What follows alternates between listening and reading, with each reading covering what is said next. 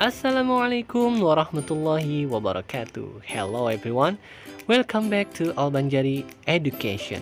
Pada video kali ini kita akan membahas tentang tipologi pendidikan Islam di Indonesia.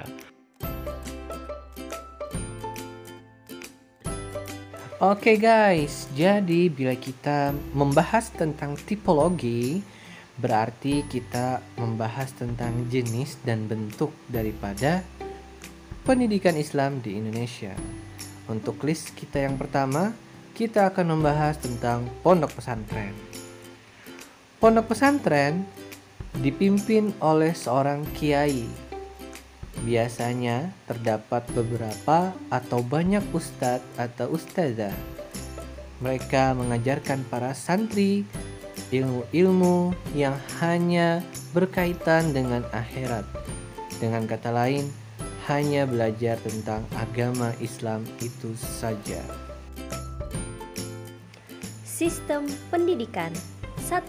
Mulai dari belajar Al-Quran hingga kitab-kitab klasik karangan ulama. 2. Pendidikan kepribadian dan akhlak 24 jam. 3. Menetap di asrama. 4. Pembatasan penggunaan gadget. Sistem pendidikan di pondok pesantren memanglah unik. Selain belajar Al-Quran dan kitab-kitab klasik, mereka dididik kepribadiannya, kebiasaannya, dan akhlaknya oleh para ustadz-ustazahnya. Di mana di situ mereka harus belajar bangun di awal waktu, membiasakan diri untuk salat duha, menghormati guru dengan adab, dengan penuh sopan santun ketika berinteraksi dengan guru maupun dengan sesama santri lainnya. Salah satu kelebihan daripada pondok pesantren yakni para santri fokus hanya belajar ilmu agama, sehingga ketika mereka lulus dari pondok pesantren, mereka betul-betul memahami agama tidak hanya secara umum tetapi secara mendalam. Namun demikian, di pondok pesantren pendidikannya masih bersifat non-formal dan tidak diajarkan secara khusus atau ditujukan untuk belajar ilmu umum. Selain itu, beberapa santri mungkin tidak betah karena aturan yang sangat ketat dari pondok pesantren. Namun dengan hadirnya pondok pesantren modern, hal ini menjadi jawaban untuk kekurangan dari pondok pesantren klasik atau biasa kita sebut dengan pesantren salaf. Oke, lanjut untuk list nomor 2, kita akan membahas terkait dengan madrasah. Ya, madrasah adalah lembaga pendidikan Islam di bawah naungan daripada Kementerian Agama Republik Indonesia. Jadi, pada madrasah, pendidikan Islam di sana dikombinasikan dengan pendidikan umum. Sistem pendidikan 1. Mengikut metode pengajaran modern atau kelas. 2. Pembelajaran dari pukul 8 hingga 14. 3. Kurikulum mengikut Kementerian Agama. Bicara tentang sistem pendidikan, madrasah mungkin bisa dikatakan lebih fleksibel daripada pondok pesantren. Pembelajarannya dari pukul 8 hingga pukul 14, sehingga setelah itu para siswa boleh pulang ke rumah masing-masing. Kurikulum pembelajaran pun mengikut daripada kurikulum Kementerian Agama, tidak berdasarkan kitab-kitab klasik.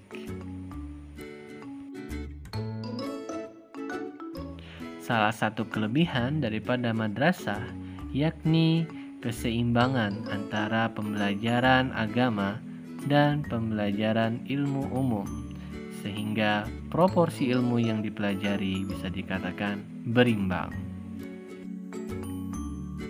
Namun banyak yang mengkritik karena dikotomi pendidikan yakni antara ilmu agama dan ilmu umum, sehingga siswa tidak fokus.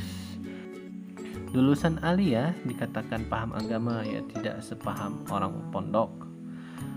Dikatakan mereka paham ilmu umum, ya tidak sepaham orang-orang yang belajar khusus ilmu tersebut. Sehingga bisa dikatakan sini tidak fokus ke dua-duanya. Ditambah lagi adanya degradasi adab, yakni penurunan adab, di mana pada pondok pesantren rasa hormat, rasa takut, rasa segan terhadap ustadz, terhadap kiai itu sangat tinggi. Sedangkan di madrasah hal seperti ini mungkin sudah mulai mengalami penurunan. Jadi sebagian mungkin masih ada, tetapi sebagian juga sudah meninggalkannya. Ditambah lagi pada madrasah hanya terjadi pembelajaran dari pukul 8 hingga pukul 2 siang.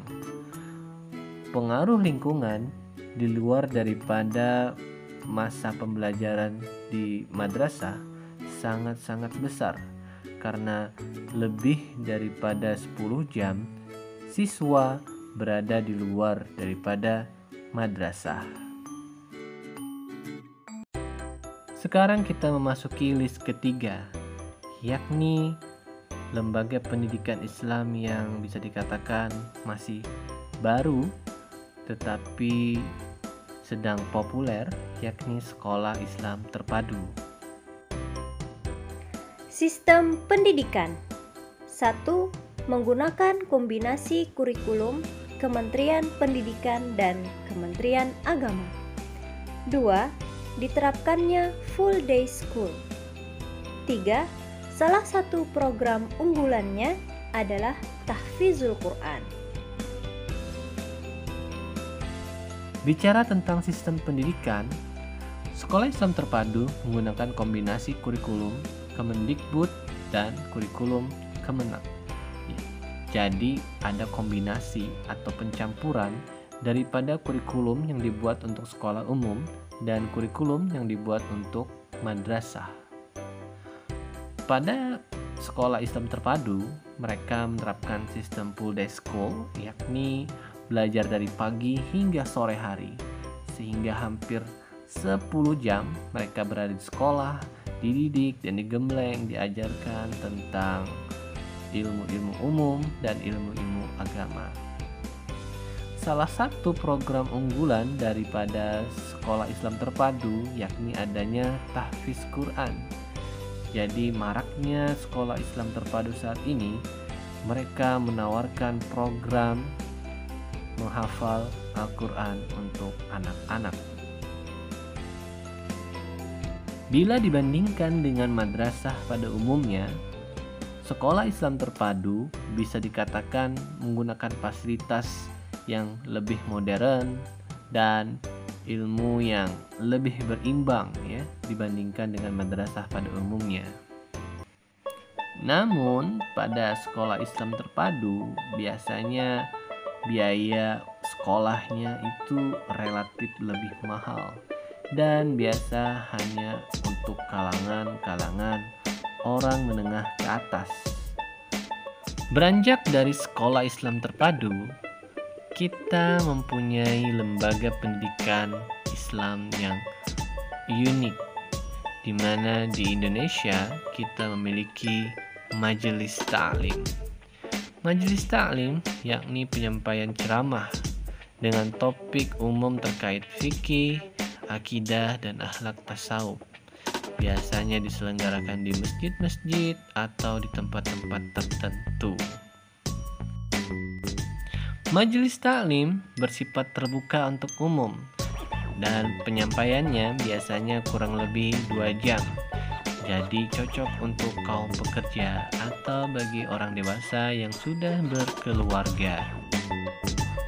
Namun demikian, karena bersifat umum, jadi Majelis Ta'lim hanya cocok sebagai penunjang, bukan sebagai wadah pendidikan Islam yang utama.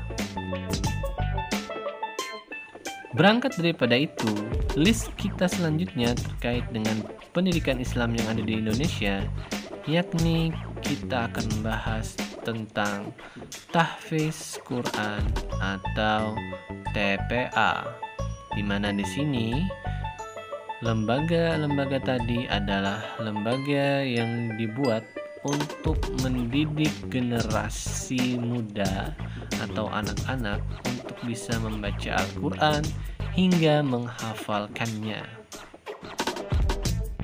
Lembaga Rumah Quran, Rumah Tahfiz atau TPA ini cocok untuk anak yang sekolah umum atau tidak memiliki program tahfiz di sekolahnya. A'udzu billahi minasy syaithanir rajim.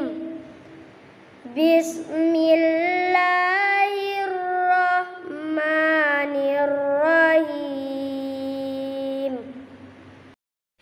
Ini adalah Aisar, seorang anak yang belajar di salah satu rumah Quran di Kabupaten Banjar. Saat ini dia hampir menyelesaikan juz 29-nya. Walaupun dia berasal dari sekolah umum, tetapi semangatnya untuk menuntut ilmu agama dapat disalurkan melalui lembaga rumah Quran, rumah tahfiz ataupun TPA. Baik, jadi kita akan memasuki list yang terakhir, tetapi bukan yang paling akhir. Lembaga pendidikan Islam di Indonesia yang paling pertama dan yang paling utama sebenarnya adalah di sini, yakni Lembaga Pendidikan Keluarga. Bagaimana seorang ayah mendidik dan menjadi teladan bagi anaknya maupun istrinya. Bagaimana seorang ibu memberikan pembelajaran bagi anak-anaknya, dan bagaimana seorang anak berbakti kepada orang tua. Jadi pendidikan keluarga adalah pendidikan yang paling berharga, karena dari pendidikan keluarga inilah terbentuk watak dan karakter anak hingga ia dewasa kelak. Oke guys, jadi itu semua tadi penjelasan tentang tipologi pendidikan Islam yang ada di Indonesia. Terima kasih sudah menyaksikan hingga akhir. Semoga video ini memberikan manfaat. Dan bila kalian suka, jangan lupa klik like, komen, dan share video ini. Wassalamualaikum warahmatullahi wabarakatuh. Goodbye everyone.